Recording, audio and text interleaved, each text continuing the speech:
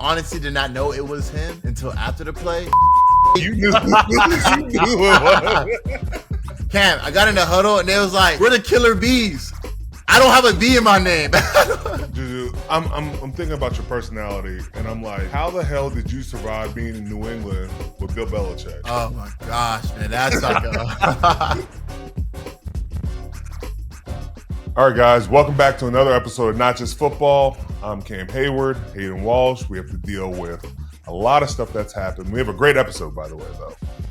A lot of stuff has happened, but we have a great interview with JuJu Smith-Schuster on the eve of playing the Bengals this week. He gives us a little bit of insight there. He talks about his hit versus the Bengals. He talks about his time in Pittsburgh. He talks about his time in Kansas City. Any takeaways from the stories he gave? Hayden? Oh, it was great to hear from him. Crazy to think like JuJu's still only 28 years old. Yeah. But he's been in the league for almost 10 years. But it was awesome to hear him reminisce. Told some really good stories, especially about the Burfict play that I think we want to highlight this week, obviously because of the Bengals. But man, it was good to see you two catch up too. It kind of felt like you saw like a young guy you used to see a lot, and now you've seen him all grown up. Yeah, JuJu has definitely matured since his time in Pittsburgh. He still loves to have fun. He still loves to be himself. But it's really cool to see a guy who has accomplished so much in this league. And you've got to see him from rookie year to now. It's really cool. Yeah, one of the rare interviews too, Cam, where a cameo is made by someone who might be more famous than JuJu. Boujee will show up on that interview too. So it was good to see Boujee too. So Yeah, I was glad to see that. Boujee. Yeah, it was good to see Boujee doing well. So. All right, I don't mean to be doom and gloom, but we got to talk about the game. Yeah, let's talk about it. Wasn't the best performance. I was actually talking to people about this where it felt weird early, and then like I don't know, like I'm sure you guys don't think in these terms, but as like a fan, when spooky things start happening, like when Boz missed that kick, it just felt like, man, it's a weird night. Like I don't know, felt like the offense was a little off a tick. But what did you think? I mean, it just felt like it was just a strange night. Defensively, offensively, we score a field goal early. Then defense, we feel like we're getting off the field early. Yeah. But then, we have a safety on offense. Defense, we don't handle enough well. I think actually we do handle it. Then we go in for a field goal to make it 6-2, which would have been a crazy score. Baseball score. We missed the field goal, and then they end up getting a touchdown out of that. And I felt like we didn't really handle that situation, those sequence of drives the proper way. And then the second half, it really, we get off the field again on defense, but offense doesn't score till late. And I just think defensive-wise, it could look better that we stopped the run in some instances, but we could have been a lot more firm in that. And then there was a couple lapses on big plays, catches that were just too easy to give up. Offense, we had chances to convert. Penalties really killed drives. And on special teams, you miss a kick, you give up a punt muff, and flips the field and, kind of closes the book on any chance of really coming back. But, I know everybody is on high alert. Everybody is ready to, call the season what it is, but more ball to be played, more time to get back. And got to be positive about it. We gotta quit riding this wave. Teammates, fans, you name it. We gotta just go out there and just be ready for each game. And it's not a discredit to anybody, but more football to be played, and we got to be better. Yeah, there's so much in front. Like, I mean, you still got division games coming up. I agree. Like, and I get like there's only 17 of these things, but like as fans, we live and die way too much on the week to week of it. Like we had Bill Cowher on a few weeks ago, and he talked about in that season they won the Super Bowl in 2005. They had a 3-game losing skid. Like things can go get get weird or get tough, and it happens. Yeah. Like, you're going to hit these points. I'd rather hit it now than later in the year, like we have in some years past too. So like, you got everything still in front of you. I also think too, it's a game of inches, man. Like on that big Lad McConkey play, so at the field, it's harder to see. But when I went back and watched the replay, I'm like, Cam, that's an inch away from being our ball going the other way on the 50 again. So, it is a game of inches, tough game. Were you happy with how you guys stopped the rush? I mean, they ran for over 100 yards, but still 3.7 yards a carry is not great. No, it's not happy. I'm not happy. It wasn't those big plays or runs, but I think the longest run was like 11 or 12 yards. A couple of those runs came from Justin Herbert that we got to clean up. And then, it was a war of attrition in the run game. I don't think we handled it as well. I thought we did early on. But some of it is just, we got to stay in our gaps. It's sometimes just as simple as that. Tackling a lot better is also a key with that. And I just, as a defense, we got to quit going up and down.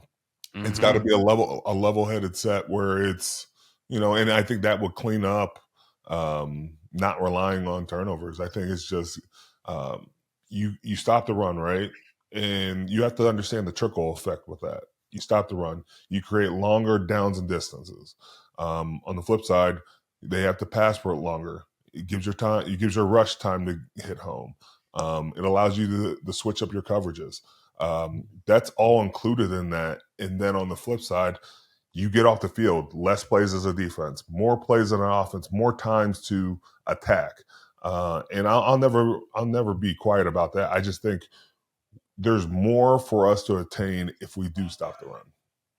Yeah, no, and you mentioned, I think if you and TJ both kind of mentioned, like, we can't be living and dying on the turnover. So what are you saying is, like, we don't need to rely on splash plays. Let's just do what the defense is calling to do, make the stop the run, and then that puts you in a good spot.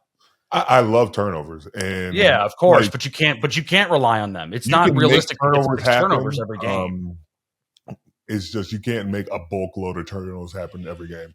There are certain things a team will try to do to mitigate that, whether it's, getting on the edge or, playing really safe free football to not do that. But the way you really cause turnovers and make it a turnover like heavy type of game, you win those first down calls, because then there's more of a chance where they got to go downfield, or you put them in situations where it's run. So then you can really tee off and try to rip the ball out. That's just stuff included.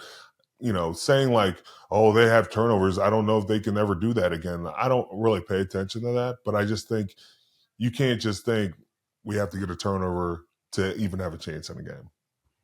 No, yeah, but it's just like, in two of the games this year, I think New England you caused 6 and Indy you caused 6, right? Like that's a ton of turnovers. It's just not realistic to continue to do that every single week, right? Yeah. Like, it's just not. I felt like Herbert got the ball out real quick again. It's like, I feel like that's kind of been an issue. Obviously, Cincinnati's coming in. We can move on to that. What's going to be the plan with that? We obviously know what happened on Thursday night a couple weeks ago where Flacco played very well. So what do you guys got to do going into that? Flacco played very well. Obviously we got to pick up our coverage. But before you even get to the coverage, look at what Chase Brown did in that game. And it kind of gave their team life. And to win this game, we got to stop the run. It starts with Chase Brown. We got to make it tougher situations for Joe Flacco where he's got to go down the field. And then I think, not having our coverage just designated that they got to be in the box, that they have to play pass, could help a lot more. Yeah, that Chase Brown game, really, I think going into that game, they didn't have a rush over 14 yards. And in that game, I think they had 2 or 3. So really need to stop the run against them, because we know, too, what the guys on the outside can do, right? Chase and Higgins might be the best duo in the league. So that's really – so you're saying stop Chase Brown, and then that'll make it easier to stop those two. It won't make it easier, but you know what I mean. Chance. Yeah, I don't want to say easy. It was funny. We talked to Richard Sherman weeks ago. I was like, said something about, is that why the Steelers went and got these corners to stop them? He's like, well, you're not stopping them. They're too good of players. They're going to get theirs. But all right, well, let's move on to this. Let's move on. Yeah. Let's flush this one and ton of football left. Still first place in the division. I think if I had told you at the beginning of the year, 10 weeks in, you guys are going to be in first place, you would have taken that. Yeah, 100%. So. Just got to play better ball. I want to get hot at the right time. I think right now is getting close to that right time. So, but, yeah. I think we got to look at our mistakes and just be on the climb. I am very excited about where we can go from this. But a lot of football needs to be played, and I want to get my crew back on task. Yeah, starts by taking care of business on Sunday. So let's. You watch any other football? Are you seeing anything around the league that's happening? I was in LA obviously for the game this week, so it was kind of tough to watch it. I watched that Colts game early, man, which I will say, like, and I don't want to like not transitive property or whatever that is, but like, man, seeing what Jonathan Taylor did to the Falcons and has done to everybody else this year does have me encouraged that you guys did do well against them. They won in Germany this week. I saw that. What do you? What surprised you this weekend? Brian Daboll getting fired. Were you surprised by that? I was too. I was like, you had some catastrophic injuries this year. Neighbors, Scatterbo, and now Dart. I know you haven't been able to finish games, but damn, I feel like you're creating a good nucleus that you would like to see what the head coach could do in the future. But yeah, a little surprise there. Nico Harrison gets fired as well in the NBA. Man, you're going, man. I tell you what, the loss has made you negative. We're just talking about dudes getting fired now on the show. I'm not trying to be negative. I'm just saying I was surprised by it all. Like, it's 10 games in seems surprising, but it also is weird to me that you would let him make that trade and then basically 10 games in, they have injuries. Because it's funny, I heard somebody say this and made a good point. After the trade for AD, Kyrie goes down like a week later, so he never even got to see the team he built play together. And I don't know, that one was tough. But the Daboll thing's weird too, because I get like you said, they haven't finished games, but they've been in every game. They've had chances to win every game, and it seems like he was building a good rapport with the young quarterback, which to me is the most important thing. Like, what's the worst thing for a young quarterback is to keep changing his coach and his OC all the time, and like they seem to be building it. I don't know why you wouldn't let him stay there. He's a great offensive mind, so it's definitely strange, but. That's a big job though. That's open. I don't know. Who do you think will take that?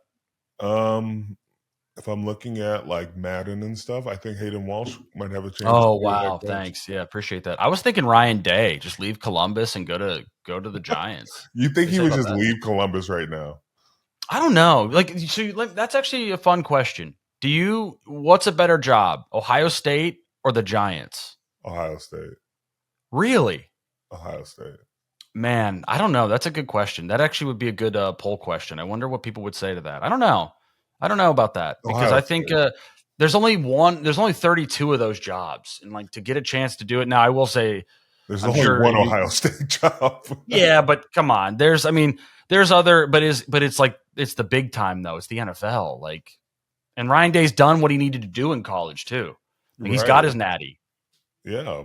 Why not just keep doing what you're doing, dude? Like, he's at the program right now, and he can have any recruit. He can, dictate his terms. I'd stay in that position as long as possible.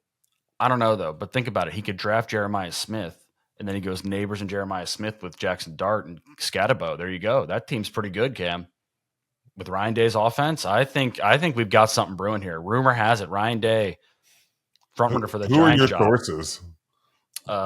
Sources. You're my source. Sources. It's the Ohio State. Yeah, well, nobody can ever. You don't reveal your sources, Cam, but that's what we're hearing. Wow, Connor Stallions is really getting to you. We're hearing that Ryan Day is channeling back roads to get to the Giants. I don't know if that's true. Think so. I don't think that's true. But so you think Ohio State's a better job? Yes. How many NFL jobs are better than Ohio State? 20, around 20. And the Giants aren't in that? No. Wow, man. Now I want to know the 12. Now I want to know the other 11 who aren't in it, who you don't think is better. I mean, I could kind of probably come to figure it out. You could get to it pretty quickly. Yeah, I could probably figure it out. But and it's not hate. I just think Ohio State's a premier job. Like, I agree. No, I agree. And but maybe what if the guy's like sick of recruiting too? Like that NIL stuff. Like, I don't know. Maybe that gets old. But I guess at Ohio State, it's probably pretty easy. It's like Oregon. So yeah. And I don't think he's like living check to check. I think they're providing a lot for him. Or he can feed his family, you mean? Yeah, I think he can feed his family. You think he can feed his family? Gosh. Your Buckeyes look good, though. I can't lie. They Sayan looks like the best quarterback prospect you guys have had in a while, or probably since Stroud. But he's pretty good. To be so young too and be that good he's impressive. I know it's hard to evaluate those guys though too, because when you're throwing to Tate, Smith, and you're just so good, it's hard. But he looks really, really good. Yeah. Well, okay. I did watch a college game. Oh, I watched Indiana, Penn State. Oh, wow. What'd you think? I watched it too. What'd you think? I thought it was an amazing catch. Don't get me wrong. I think Indiana's playing really good football. I did kind of laugh, though, when Mendoza was crying after the game. I was like, you're supposed to. I didn't see that. Yeah. I turned it off. He was crying after the game? Yeah, like he made that touchdown throw at the end, and he was just in tears. And I was just like, man, gotta act like you've been there before, bud. Like, I mean, that's the emotion. But they hadn't. Indiana has never won a game there. Bro, Penn State is at a low. Yeah, they are. Low. Wait, hold on. You're right. I will say you're right. You're right. Crying against beating 3-5 Penn State at noon in Beaver Stadium is that's a little dramatic. You're right. Yeah. You're right. That's fair. That's fair. If it was black, if it was the whiteout and they were like number 2 in the country, then I could see maybe. Yes. But you're right. You don't cry there. And people are like, that's his Heisman moment. And I'm like, maybe it is, but I'm like, they shouldn't have been in that spot anyway. He threw the pick that got him in that spot. How is that the Heisman moment when you're beating 3-5 Penn State? It makes no sense. I know it's not great, but I think he's the favorite to win the Heisman. What about the kid from Alabama? I feel like he's balling too. He's up there too. It's Sayan. I think Sayan and I just don't like to be the homer. I think Sayan's playing really good, but I feel like having those receivers, like they're always going to look down and say, "Well, look what he's got around him," and I'm like, does that really matter? But I mean, he's good though. He's good, and I think the question is, do him and Jeremiah Smith kind of take votes away from each other, and therefore maybe cancels it out, and Mendoza. Well, Jeremiah Smith and Carnell Tate, I think they're all just balling right now. So, you could have the Biletnikoff winner, and it could be between Jeremiah Smith, Carnell Tate, and then the kid from Alabama, who am I thinking of? Ryan Williams? Is he? I don't know though if it's him this year. I don't think he's crushing it as much as you think. Oh, I'm surprised by that. But regardless, it doesn't matter. They're really good. You guys look pretty good. We'll see though in 2 weeks what happens. We will. 2 weeks. You guys we could be playing for a spot in the Big Ten championship in the playoff. So wait, you guys could be playing for a spot in the Big Ten championship? I think if Michigan were to win out and beat Ohio State, I think they will be in the Big Ten championship. What's their record right now? They only have 2 losses. One of their losses is to Oklahoma. They only got 1 loss in the Big Ten. Well, who did they lose to? They lost at USC. Oh. Yeah, but they got injuries right now. SC's up there too, right? Yeah, no, there's a lot of teams that could get to the Big Ten final. That's why if Indiana could have lost on Saturday, it would have kind of opened the door for a lot of people. But I think the Heisman could come down though to Sayan versus Mendoza in the Big Ten championship if it happens. So. Well, the other thing that's going to be interesting is, do you want to be in the Big Ten championship? Not if you lose.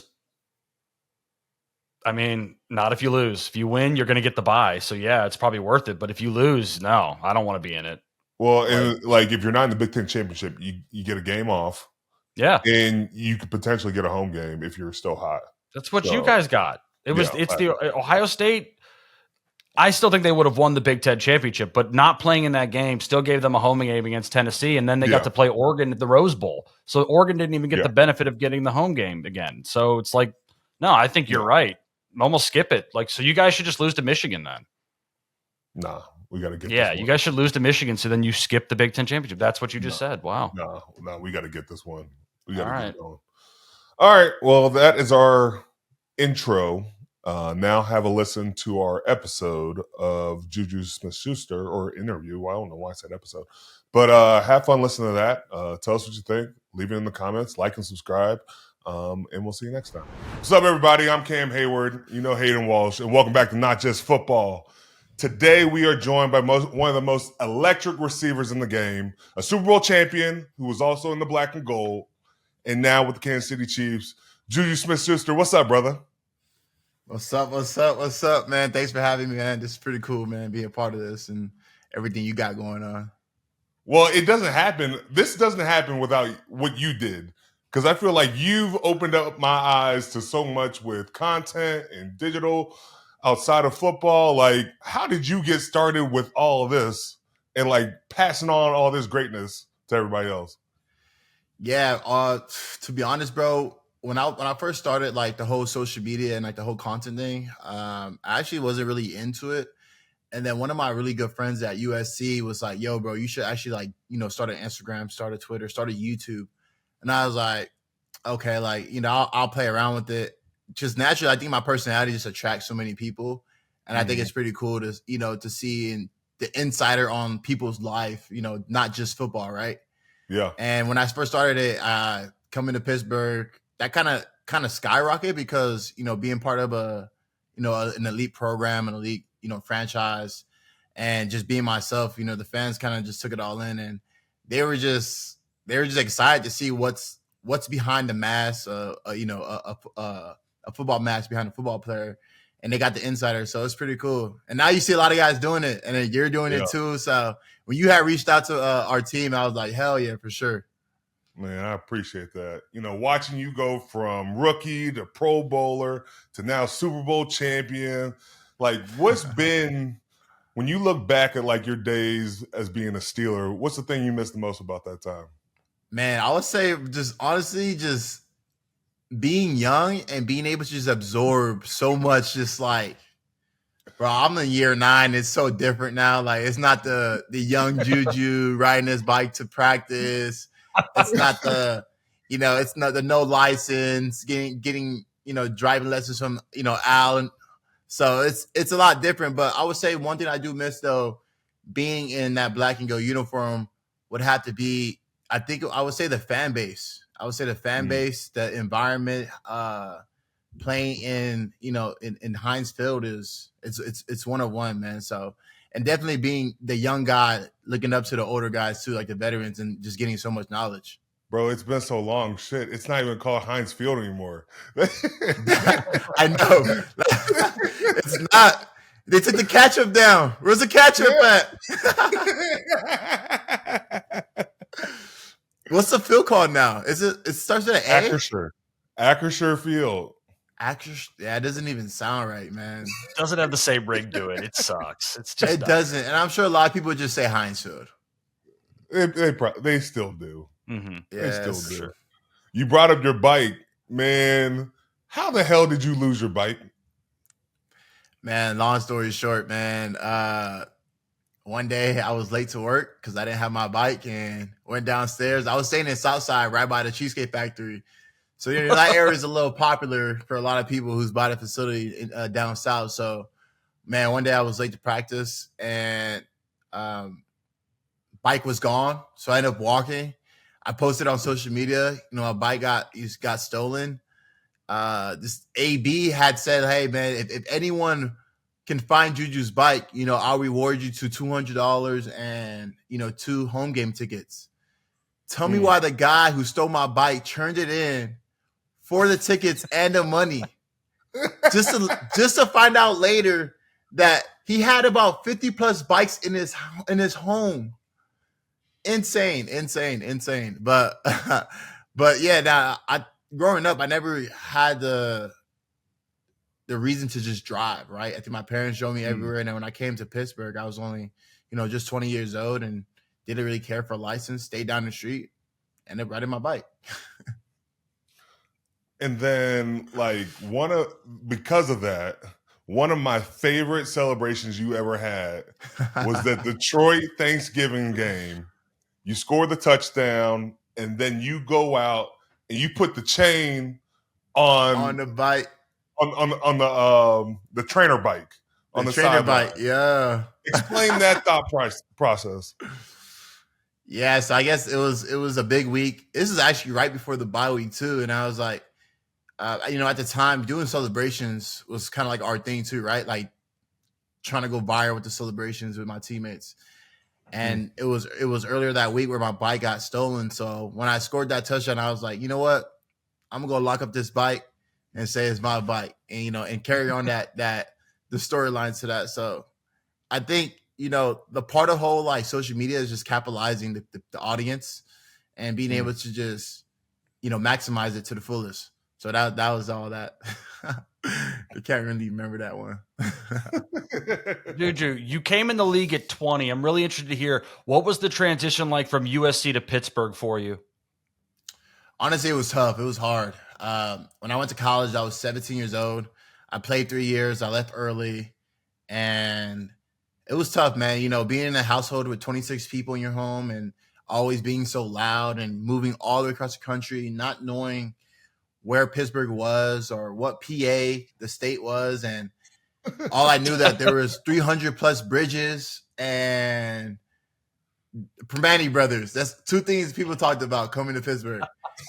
But it was tough, man. It was tough. I would say, not having family around, I had to learn how to, grow up, as a young adult and be responsible. But I would say, you learn so much being away from home, and I enjoyed it so much. I've grown to where I'm at today, so it's awesome.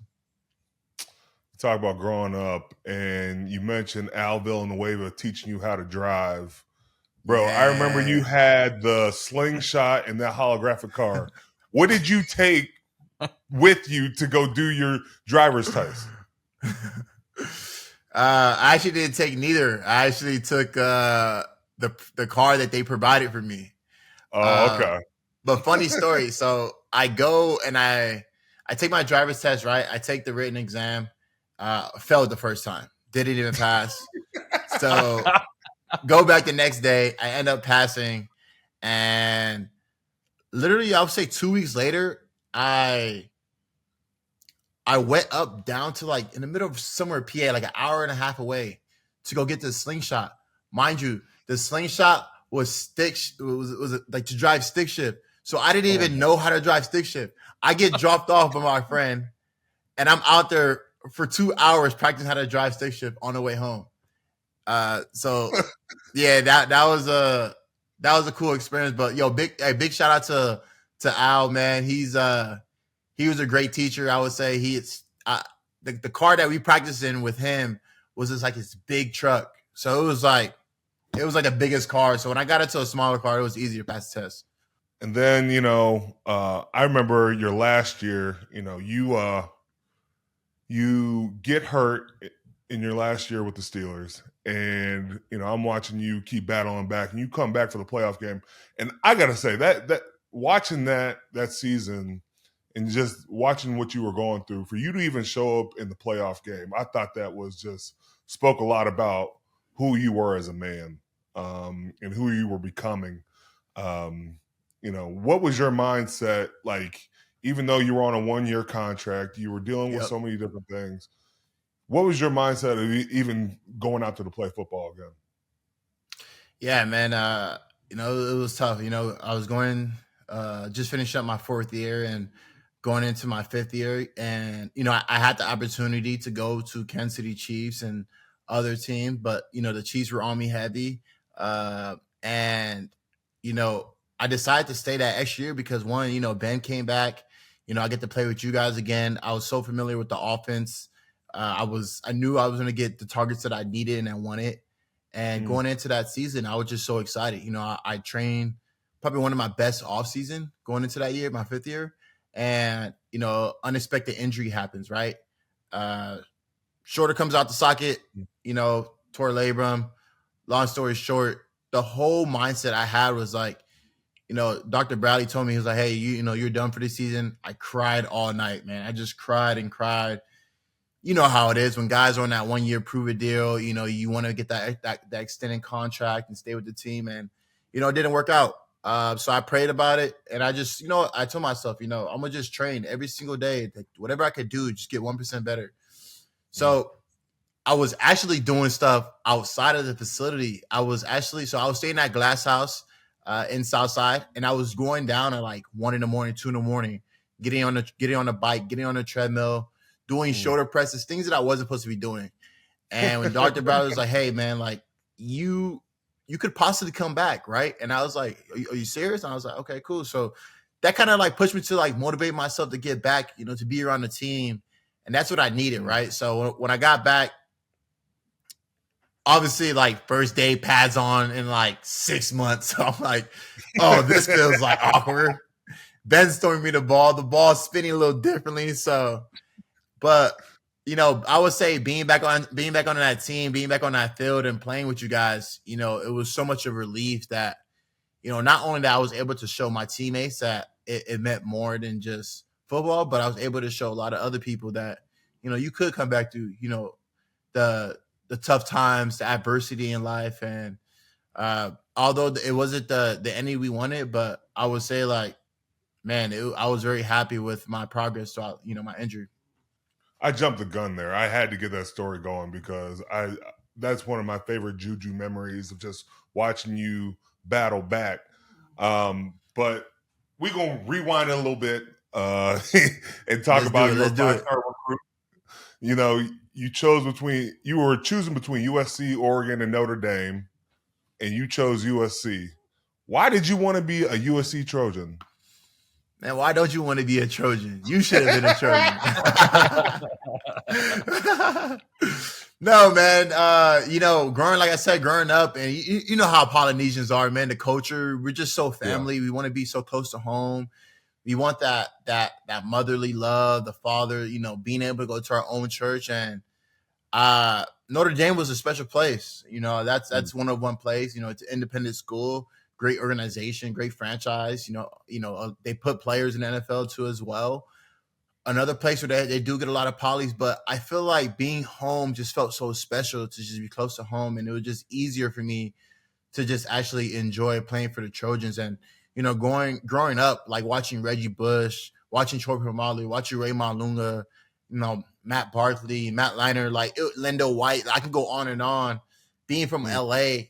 USC was our NFL team, so the Raiders just had left. The Rams wasn't there yet. The Chargers wasn't there yet. So it was like the, want to be a hometown hero, at USC. So I had a great time, man. It was fun. I would do it again all over. Who's your favorite USC player of all time? Come on, man. Reggie Bush. Okay. Just making sure. Just making sure we were on the same way. I would say Troy is right there, but man, Reggie Bush, man, man, he's just 101, man. I can't. JuJu, in the NIL era, do you think you would have declared early, or would you have stayed in school one more year? Oh my gosh, man, I would have went in the NIL portal every single year in my career.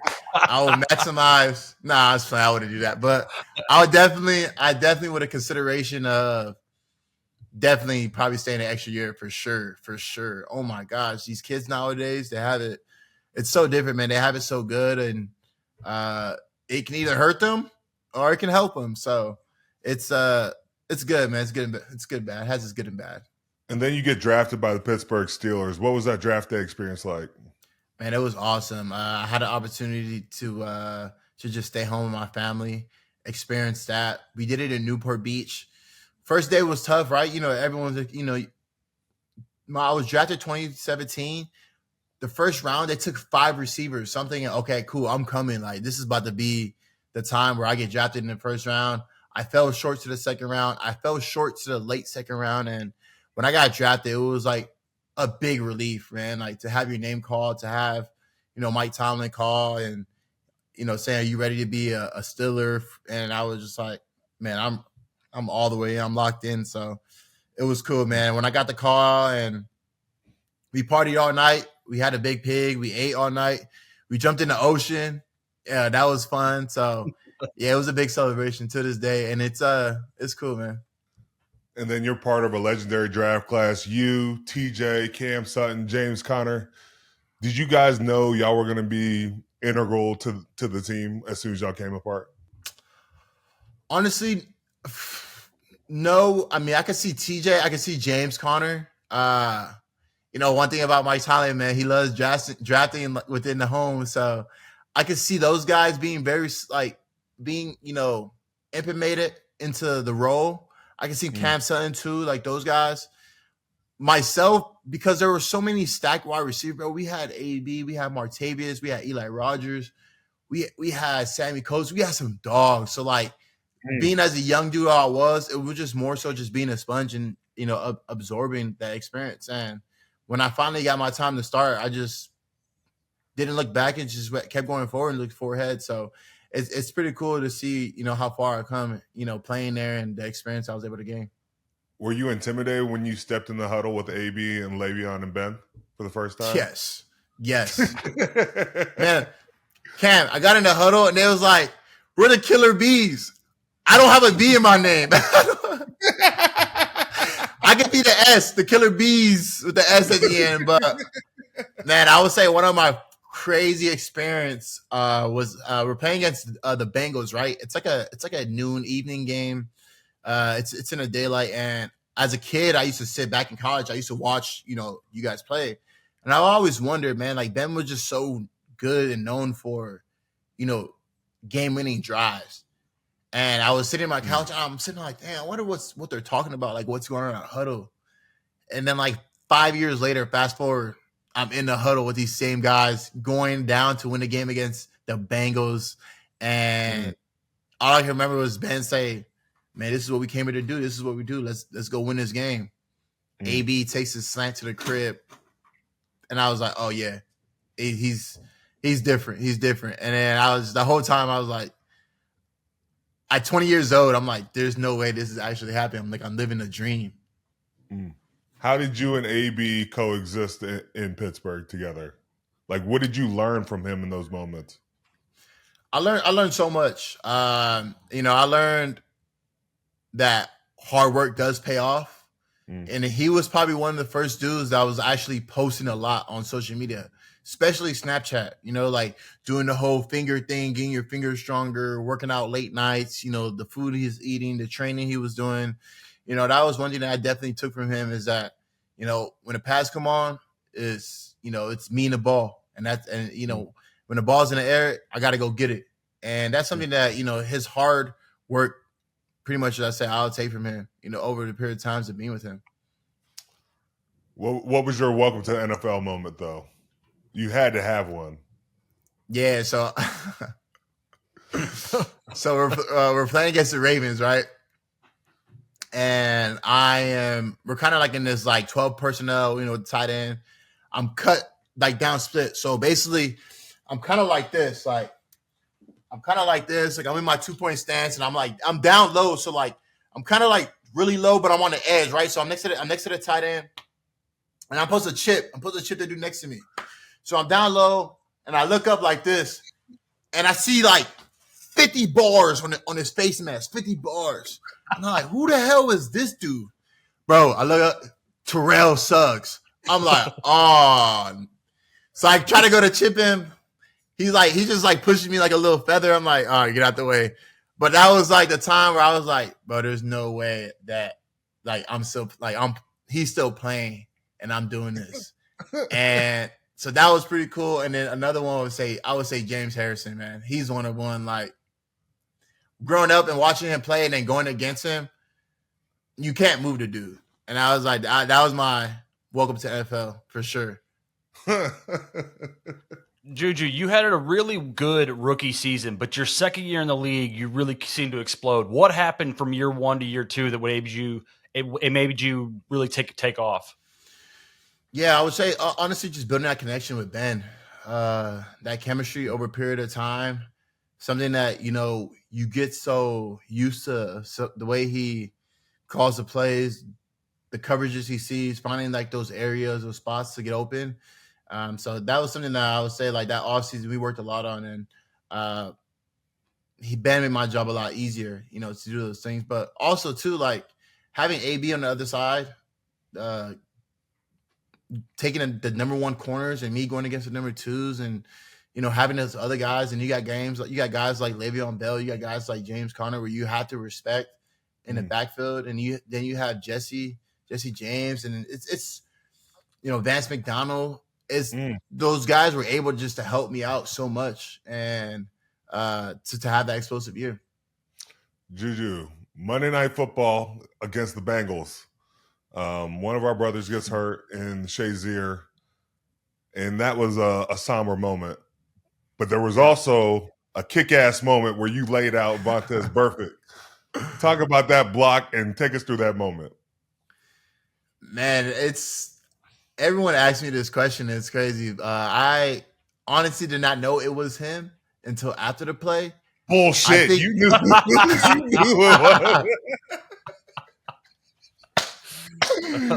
thought you were red-handed. But man, it was, I would say, like, and honestly, even to this day, I truly do believe that AFC North football is the most physical football there is in the NFL. And, when I made that block, I basically, obviously they called it a flag, but I felt like it was a good hit. The penalty was an unsportsmanlike conduct, standing over him. I remember when I hit him, I'm just looking down at him, and I think Dave Casher comes over and pulls me. But as I'm looking down at him, he's asleep. So it was like I was just staring at him, and I was like, damn, legendary, right? So so I get pulled off, right? This is the extended story. A lot of people don't know, and they never lived up to it, right? So I get put off. They're like, don't worry about it, boy. Like, AB, Le'Veon, like, don't worry about it, Ju. We good, man. We're going to pay that fine. We're going to pay your fine. We're going to pay your fine. I got fined for a game check. Them boys did not help me pay that fine. I played for free that game. But honestly, I would say, yeah, legendary moment in my career. To this day, people still talk about it. And, that's just me sticking up for my teammate and playing aggressive football. That whole week, free food at everywhere I went, like McDonald's, Burger King's, Wendy's, Permane Brothers, restaurants were just giving out free food, free drinks. And I was like, man, like that, I would say like at that moment, I would say like that my aura was growing in Pittsburgh. I want to know why you was going to Wendy's and McDonald's. Man, when you young, man, you just go, man. You wake up and go and just eat McDonald's and just go play ball. And it's crazy to me. Like, what year is this for you, Cam? I'm in 15. Man, see, God is good, man. Whatever you got going on, whatever your wife is cooking at home, I'm sure the food is good in Pittsburgh too, because I know it's some really good barbecue down there. So it's real down. Pittsburgh got, I'm not gonna hands down. Pittsburgh got the best food, cafeteria food. Pittsburgh got the best cafeteria food. 100%. Really? 100%. Easily. Wow. Shout out Chef Kev and the crew. Chef Kev and the crew. Chef Kev's still there. Chef Kev's still here. See, the best of the business. Yes. All right, I got to bring this up, though.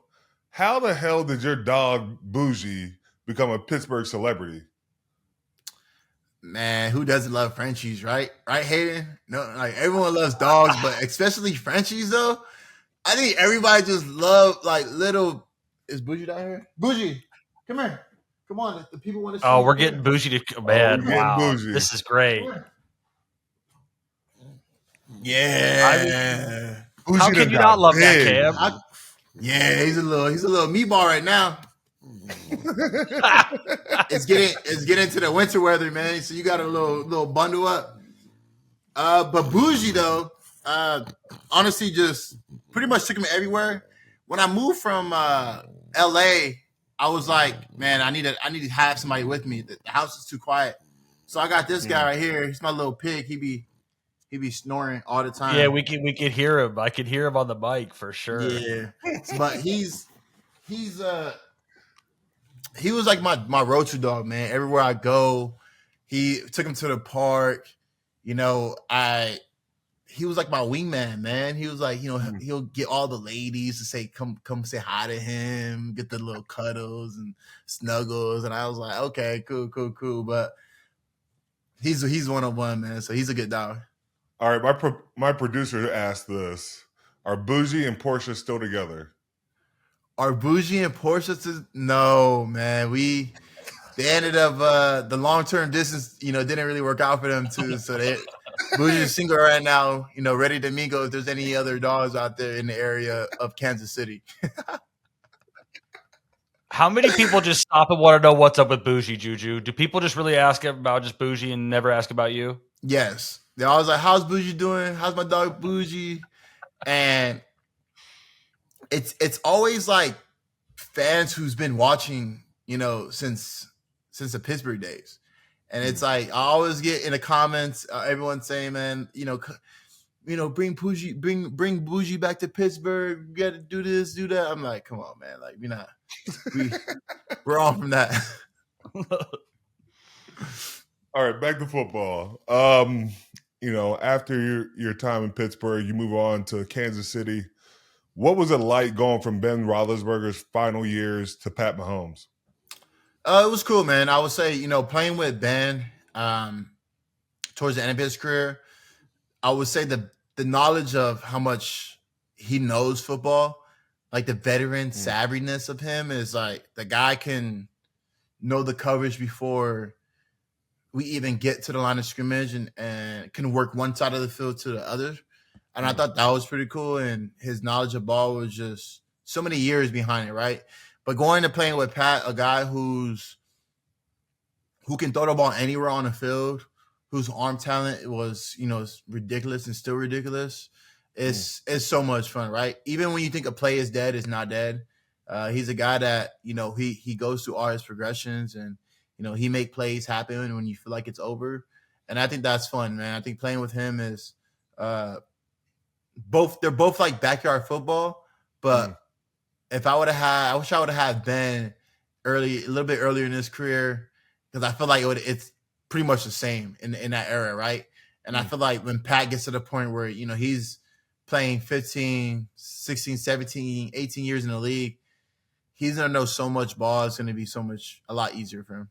Juju, I'm thinking about your personality, and I'm like, how the hell did you survive being in New England with Bill Belichick? Oh my gosh, man, that's like Bill's a great dude, man. Love Bill, but total opposite of like, do not let your personality show. Like, let's just go out there, play football, win the game. And it was a little bit of adjustment on being able to, you know, be on social media, but also still, you know, be yourself and go out there, play and have fun. And, you know, obviously football is my main job. And I took a little bit more of that serious than I did, you know, with the social side of things, just because of, you know, how it is, the stigma it gives off to football players. And it was tough, right? You know, you get a little bit of the fans like, hey, you shouldn't be on the game, or you shouldn't be posting YouTube, or you shouldn't be on TikTok because you're not in your playbook. And based off of what you do on the field, they look at that and be like, oh, well, he's not doing such and such. This is why he's not performing. And it's tough, man. You know, in this line of work, that's how, you know, it's the stigma that we get. So you kind of got to live and learn how to, you know, maneuver that and the balance. So, but I had a great time in Boston, though. I love the players there, my teammates. Awesome. What did Belichick say when he first got you to New England? I can't say that, bro. You can say whatever you want. This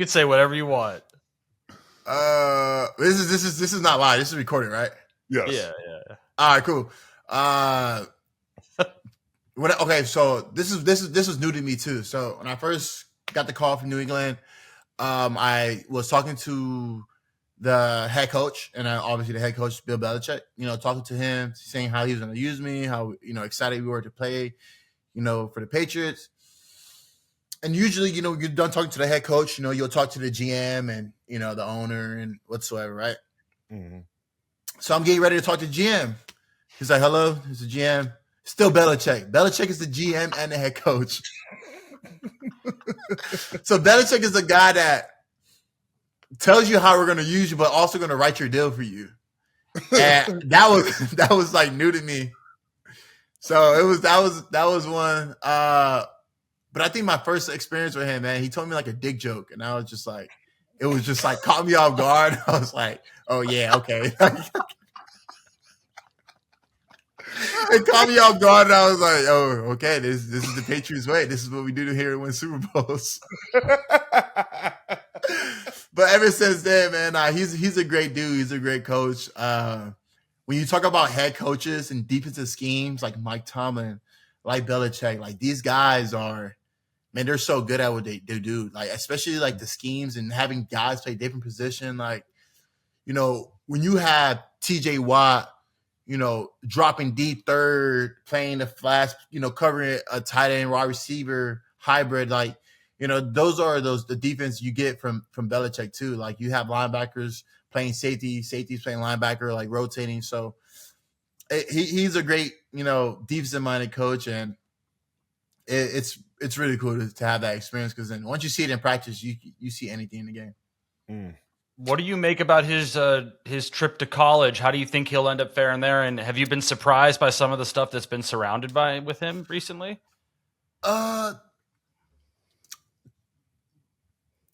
Honestly, I feel like him going to college was a lot different, man. You're dealing with younger kids who are probably immature and probably want money.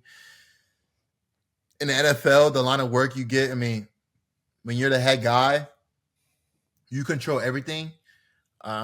Me personally, I think he would have been a great reporter. I think he would have been a great broadcaster, dude. He would have. Mm-hmm. He knows football so well. I feel like that's something he would have succeeded in very easily. And right now it's tough. I mean, he probably has a lot of people in his corner telling him this and that, but I'm sure he's going to figure it out at the end of the day. He always does. JuJu, that Super Bowl run in 2022, how special was that run? I know you had 3 straight comebacks. What were those moments like? Man, those moments was amazing. When I finally accepted it to sign with the Chiefs, you know, Andy Reid was like, hey, man, like, this is how we're going to use you. And, you know, he's staying true to this word, and, you know, had a great season that year, and playing with, you know, Patrick, playing with Trav and Chris Jones and all those dudes, man, just so special, man. Like, you talk about working hard every single day, showing up to work, and, you know, never giving up. Even when you feel like the game is over, it's not over. Mm-hmm. And that Super Bowl run was special. I think I would say my favorite moment of that would have to be being down, right? When the odds are against you and adversity hits, and everyone just locking arms, sticking together, and pushing through no matter what it is. And that's one thing that we preach on, is that the game is never over, you know, until the last whistle's blown. And one of the things I had to deal with that year was fighting through injuries and being able to play in the Super Bowl and be, you know, a factor in the game. You know, as a kid, you always dream about winning the Super Bowl. You always think about, you know, lifting the Lombardi Trophy, and your dreams come true, and it feels so surreal. It doesn't feel like it's real until it happens. And my favorite moment of that season would definitely have to be the comeback in the Super Bowl, man.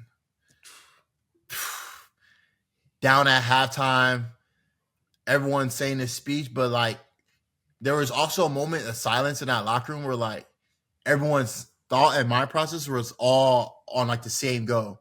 Is defense does their job, offense we go down and score, special teams do their job, and that's what we did, man. We just saw it unfold. And one thing that we do talk about a lot that game is the unselfishness by Jet McKinnon when he went down on a 1-yard line. He could have easily scored, right? But we talk about church mode. You get the ball down, you kick the field goal, you win the game. And that's just what we did. You know, we killed the clock. They had no more timeouts. If we go down and score, I think if you go down and score, you give Jalen Hurts, another high-power offense, a chance of scoring. And it was just body blows after body blows. But definitely the comeback in that Super Bowl for sure was special. Man, I'm watching you grow up, and I couldn't be more excited to watch you win your first Super Bowl. And that was really cool. And I'm like, this dude has matured so much. And I'm like, now they've got every eye looking at him, right? They got everybody looking at Pat Mahomes. They got everybody looking at Travis Kelce. And I'm thinking to myself, how the hell hasn't JuJu Smith-Schuster, Travis Kelce, and Taylor Swift done a TikTok dance yet? You've grown up way too damn fast that you're not even doing TikToks anymore. I don't even do them as much. Yeah, man. Honestly, it's a change of shift of like, when you grow up, you're a little bit older, posting on social media, and I would say also just like streaming, doing that as well on Twitch. It takes a lot of your body, right? It takes a toll being able to have, consistency. I still enjoy it. One thing I do now, I shift my stuff to more family. Me and my girl, we do stuff. We do some stuff with the dogs. Posting, a little bit of golf stuff, getting a little bit of golfing, and that's been fun too. So just doing a little bit. Yeah, man. Yeah. What? You be golfing? Hey, dude, you know what's funny? I never really was into golf until, dude, there was one time we had an away game, a night game, and you brought your clubs and you went, I think you and did you go golfing one time? It was a preseason game. Arizona or Vegas?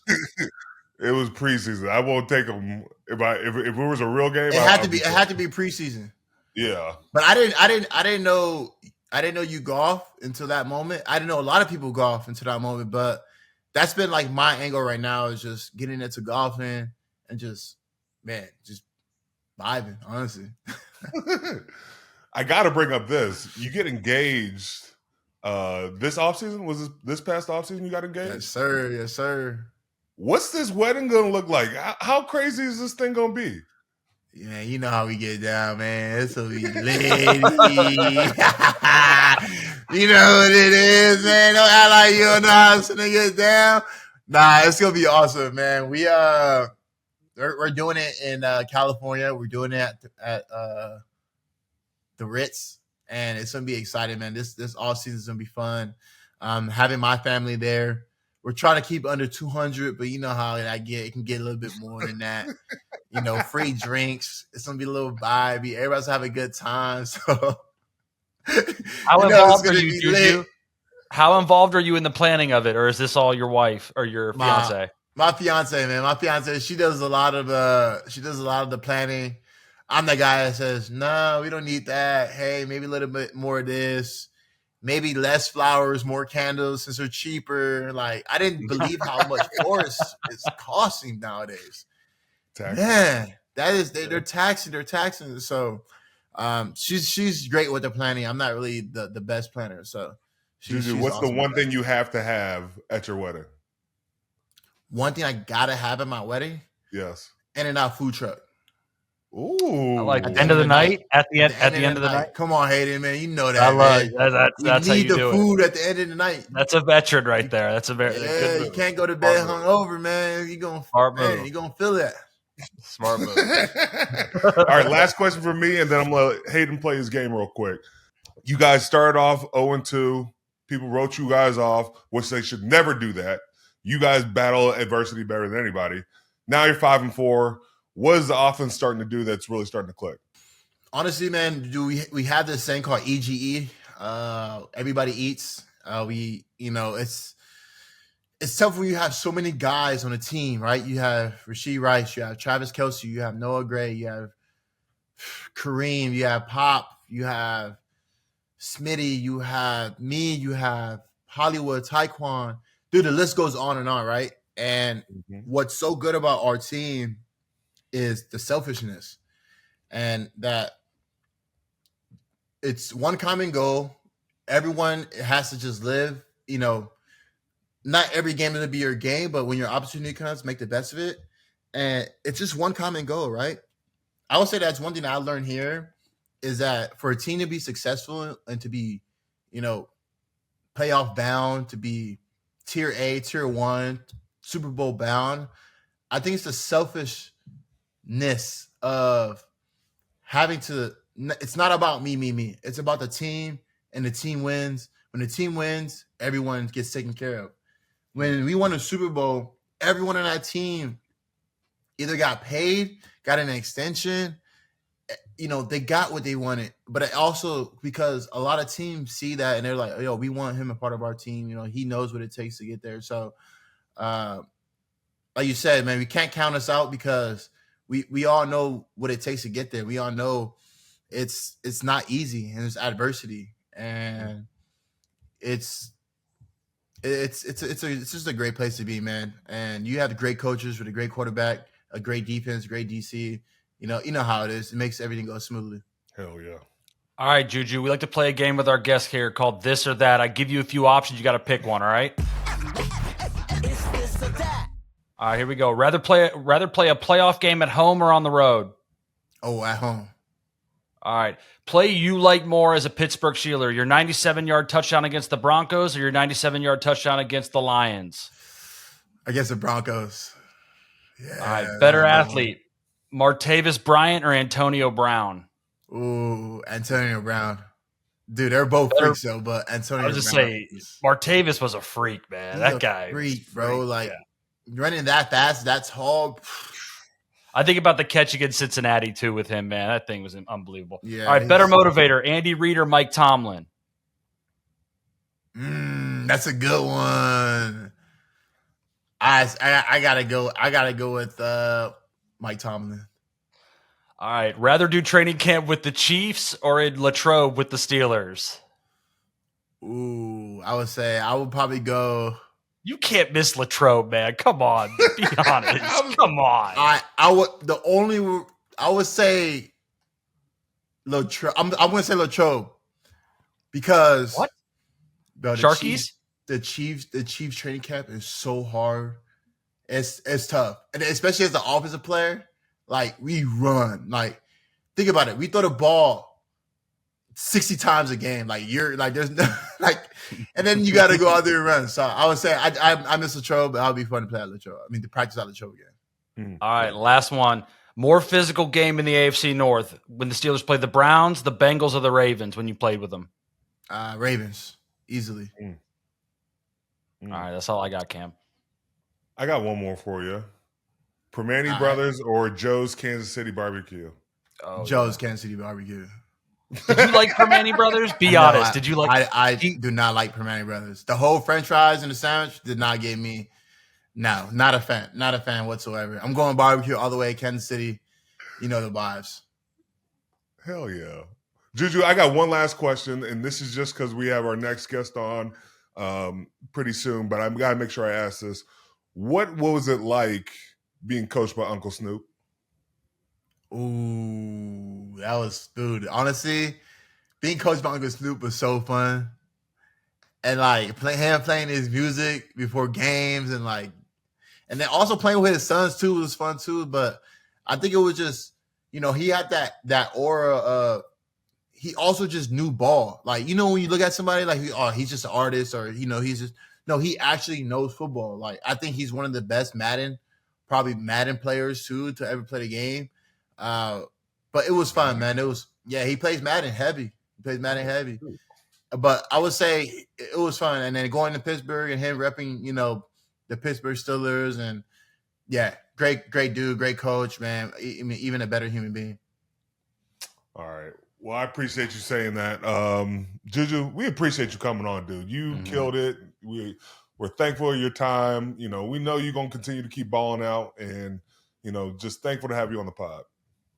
Yeah, man. Thanks for having me. I think it's pretty cool what you're doing, man. This is something that, when they had told me you're doing a podcast, I was like, man, this is this is awesome because, this right here, this is what the fans want to see. They want to see what's going on the insider for a guy who's Pro Bowl, Super Bowl, captain, like every single thing that you're doing, they want to see on the inside. And obviously Hayden, man, like you're leading the way too. So keep going, man. Another revenue for you. And hopefully this offseason we can hit the golf course.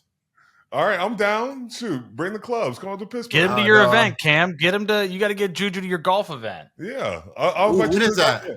It's in the offseason. I'll hit you up. Oh yeah. And I can do that. If you hit me up about the softball thing earlier, I can do that too. You just hit me up way too late. All right, I got you. That's my fault. I will hit you up way earlier. Would he text you like the week of or the No, day it of? wasn't the week of. Don't do All that. right, bro. Like, I don't think I can. No, it wasn't the fucking week of. It was not that. Don't make me. So ridiculous. All right. Nah, but thanks for having me, man. I appreciate you guys. Thanks, JuJu. Appreciate Thanks for coming you. on, JuJu. Thanks, JuJu. Yes, sir. Bye. All right, Cam, it's your time, your favorite and my favorite part of the show. Ask Cam anything. And remember, everybody, if you want to go to any of our social medias, YouTube, wherever you find us, use the hashtag AskCamAnything, and he has to answer your questions. He is contractually obligated. We've discussed this. Let's get to the questions. Are you ready? All right, Ryan Breen wants to know, if you could have a cameo in any movie universe, which would you choose? Are we leaving this at movies, or do we want to say TV too? I mean, I think for fun, TV would be fun. It would be. Can you give me both? How about that? I can give you both. Give me both. I think I would have a lot of fun on like the Star Wars movie universe. I think that'd be really cool. Yeah. I think visually that would be funny. Yes. Visually, that'd be very funny. But then this is really visual. Put me in the office and like give me like a desk job, and I think that would be even more visually funny. Would you be like Creed, like where you're like, I feel like you're playing yourself, or would you play a different character? Like you would be a different character, or would you be Cam Heyward? I'd be a different character. I'd be like, I'd work in accounting. Like you'd be back there with Kevin, yes. Angela, and Oscar. Yes. That's where you want to be. You would be sales. I don't know. You around Phyllis? I'd be a hell of a temp. I'd be a hell of a temp. Oh, a temp, but you'd be back in the annex with Kelly and Toby. Yes. That would be. I don't know. Office would be funny. We know. I've actually thought about this with Jerome Bettis. He was on The Office as Jerome Bettis. He was. But that's you don't want to play yourself. You want to. I don't know. He was pretty good on there. When Michael asked him if he wanted to come to the party, and he was like, "I will not be at your party." You want to hear something even more like just a spit, not a spit in the face, but just like someone bragging about every time they've been on a show. Oh yeah. Aaron Rodgers talking about, I was on The Office, right? And he was on The Office. Yes. Oh my! I totally forgot that we should have asked him about that. He played himself too on The Office. It had the soul patch though. You got to crack him on about the soul patch. Have you seen that? The soul patch was a little much. I mean, glad we're past the soul patch stage. It was a different time. It was definitely a different time. What does he say about that? He's just very proud of that moment. If all Steeler fans could just show him in his soul patch on The Office, I think he would really get a kick out of that. You need to come up with a bet with him to where he has to bring the soul patch back. No, nobody needs that. Right now, he should bring maybe a playoff run. Maybe what if we all go soul patches? You should go soul patch too with your little gray one. That'd be cool. All right. Sween Dog 1 wants to know your favorite Ravens versus Steeler game memory. Oh. Do 2 here, because I know you're going to go Immaculate Extension by Antonio Brown. So take that out. Or you could use that one, but then give me one maybe with you personally involved. Like 2 of my favorite games probably. There was one we went to Baltimore, and it I think I had a 2-sack game. And when like I was very adamant. I think I got like a sack in the first quarter, and it was like, oh, it's that day. It's like, oh, it's about to happen again. That was fun. But then my other favorite one, we were playing them at home. Joe Flacco was scrambling out to his left, and I was working out that way, and I was running my ass off, and I stuck my big bear paw down, and I caused a fumble, and it bounced, and Ross Cockrell caught the ball, and it was kind of like jarring for everybody because they're like, did that really just happen? But it was a sweet ass play, and I was like, hell yeah, I just did that right there. I remember that, honestly. Wow, that was a good one. Thank you for playing that, because I knew you were going to go Immaculate Extension, which is a great memory, but sometimes you need to give us some of your memories. All right. All right, Steelers Gamer 36. Which teammate do you feel taught you the most early in your career? Whoa, that's Brett Kiesel. From stance to stunts to how to play with your hands to off the field stuff, how to take care of your body to how to, keep your family involved. how to, just be a man of the community, how to, be a leader on a team. I feel like I learned so much from Brett Kiesel. He was always in my ear. I was always asking questions, and I always felt like he wanted me to succeed. Yeah, Kiesel. He feels like he hangs around a lot still. I feel like he's around the team quite a bit. Yeah. When Keys is around, it's a good time. All right, well, everybody, thank you for playing Ask Him Anything. And remember, if you go anywhere to our social media and answer that question. We're not done yet. We are not done yet. All right, go. Guys, we have to get to our favorite part of the show. Ask Hayden Anything. And he is contractually obligated to answer these questions because they are so good. They are so juicy. It's cuter when I do it, but go ahead. No, it's way better when I do it because nobody knows anything about you. Yeah. Everybody knows so much about me. But nobody cares. That's the thing. Nobody cares. No, you are everybody's favorite ginger. That's goes a long way. It's undercover. I'm not really a ginger. You are a ginger. I'm undercover. Accept it. Undercover. I don't grow the beer out long enough to see it, but go ahead. Hayden, first question. Most embarrassing moment as a child? Ooh, as a child? I don't know. Like, how old are we talking? You name it. You go if you got multiple, go through them. I don't know if I have multiple. I'm trying to think like most embarrassing moment as a child. I mean, I don't know. I guess I was held back, which is pretty embarrassing. I was held back in 6th grade. So yeah, probably that. As a whole. Why was that embarrassing? I don't think there's any like. Well, the stigma, you're dumb. That's what the stigma is that you're dumb. That's the stigma. Yeah. But that's probably the most embarrassing thing. I don't know. I'm trying to think anything else. I don't know. That's a good one. What's your most embarrassing moment? What do you have one in particular off the top of your head? I have plenty of embarrassing moments. Give me your most embarrassing moment that maybe it'll spark one for me. Oh man. I should know these before that maybe I could come up with a question. No, I could come up with an you answer don't need to know these before. Like I remember looking back, it was even more embarrassing, but like I never really paid attention to it because like I was just me. I remember I was at a dance one time and I was just so much taller than everybody else that like I danced with a girl when I was on my knees and like I felt like looking back at it, I'm like, what the hell was I doing? But like, I don't even know if that's embarrassing. I don't mean to laugh at you. It's just a funny thing. It was very embarrassing. I don't know. It was I had a mustache, guys, in 5th grade. Like I've been embarrassed. I don't know if that's embarrassing. That just means that you just grew up faster than why is there a grown man in my class? That's what people were saying. Like that is very uncomfortable. Yes. Yeah, that is true. I actually saw somebody in our comment section ask what was my first impression of you, and that was it. It was at Shorty Howe Park. You were walking towards me, and I was like, oh, that's a football coach. And then I was like, that's a football coach who's wearing pants, though, football pants. Like he's like got all the pants. And then as you walked closer, I realized it was a child. You were like in 6th grade, too. It was insane. It was giant. But yeah, all right. But I don't know. I got to come back to you on the most embarrassing thing. Other than, like I said, I got held back, and I guess the stigma there is your job. Better moment. Okay, here we go. This is the last question. In your athletic career, what's your one shining moment? I mean, I don't know. You were an athlete. I mean, probably just something in basketball. I don't really know. Nothing crazy. I mean, nothing. Listen, I wasn't that great of an athlete. Let's be real about this. I probably like a game high, like 15 points in basketball in Georgia, which Georgia high school basketball is tough. But yes, but 15 points is nothing to sneeze at. You're not. Oh, it's nothing to sneeze at. But yeah, but it was against. Hate to say it. Hold on, timeout, caveat. It was against the Forsyth, and if you know what that means, it's a problem. Okay, that doesn't make it as impressive, but still happened. Okay, but it was against the Forsyth. Hey, if you're from Georgia, you know what that means.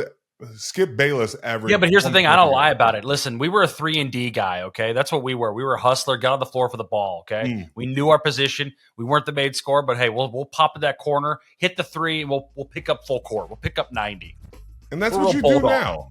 We're real bulldog on defense, baby. Are you? Are you a real bulldog? Yeah, real bulldog on defense. See, my questions are good. We get to learn more about you. Yeah, thanks. Embarrassing moment, and then embarrassing again because I don't have a good sports moment. Thank you. These are great. These are fun. Thanks. All right, guys, please send your questions. We'll continue to keep answering them, especially the Hayden questions. Those hit more than the Cam questions. But like and subscribe. Make sure you leave a comment, and we'll see you next time.